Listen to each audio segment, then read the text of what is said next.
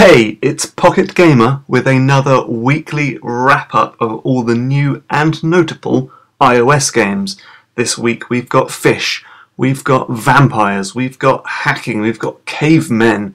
Let's get to it, shall we? Super Stickman Golf 2 is like mini golf, but with the control system of firing a rocket in worms. So you basically choose your angle with the arrow buttons down there, then hit the go button to dictate your power. It's, good fun. So was the first game. This one's got a rather catchy soundtrack, loads of stuff to buy. You can buy hats and outfits and power-ups, both with in-game currency and some in-app purchases. And it's got asynchronous multiplayer, which is going to be fun, and about 1 million levels to play. Good, clean fun, this one. I love it when a game is easy to explain. So here is how ridiculous fishing from Vlambeer works. You throw your lure into the ocean, and as it's descending you have to weave in and out of the fish to avoid them.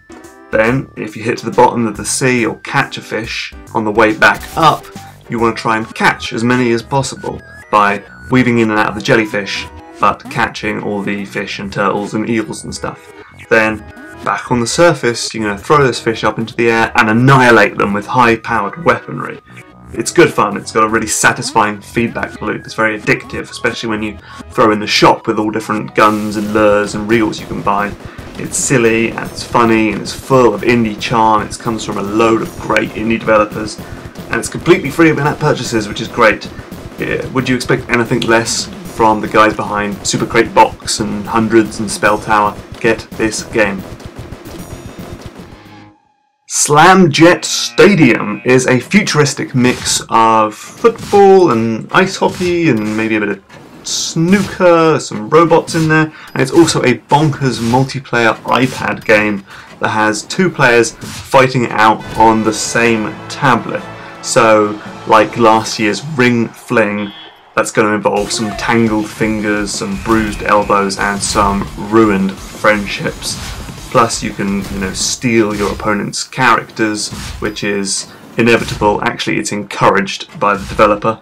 It's only worth buying if you've got a friend to play it with, but if you do, it's good fun. It's silly. I like it.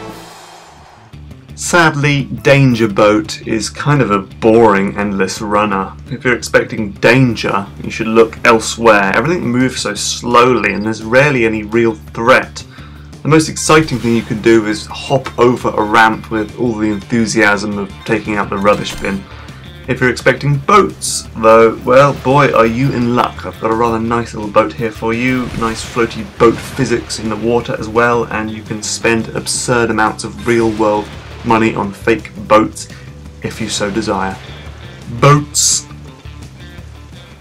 Lil Vamp comes from High Voltage Software, who are perhaps best known for making The Conduit on Wii, but there's no aliens or laser pistols or dodgy motion controls here. It's a little endless runner featuring this vampire character who's on the run from an angry mob. You've got to interact with the environment in this time, so you might be able to chop down a tree like that to make a bridge over water, or throw these pigs into the vampire's mouth, collect coins, that sort of stuff. It's nothing particularly special, but it's quite charming, and it stands out from the crowd with its unique take on the genre. Oh, how the mighty have fallen. Angry Birds maker Rovio has decided to ditch concepts like fun and enjoyment in favour of one of these free-to-play cow clickers. This one is based on The Croods, which is a DreamWorks caveman movie or something. It's certainly involved. There's lots of plants and animals and soup and taming pens and all sorts. But it's got the wait timers and the premium currency and all the, slightly boring stuff that goes with this genre. But if you like Farmville clones, that sort of stuff, maybe check it out. I don't know, I'm not your dad, do what you want. Night Sky from Cave Story publisher Nicholas is a lovely little thing. It's a puzzle-heavy platformer starring a sphere, so which you can roll about the screen by swiping your finger. It's got loads of good ideas like anti-gravity stuff, there's these vehicles, you can manipulate the environment, and it's all wrapped up with this lovely silhouette art style. If you missed it on Wii or the 3DS eShop, then now's your chance. It's fairly cheap.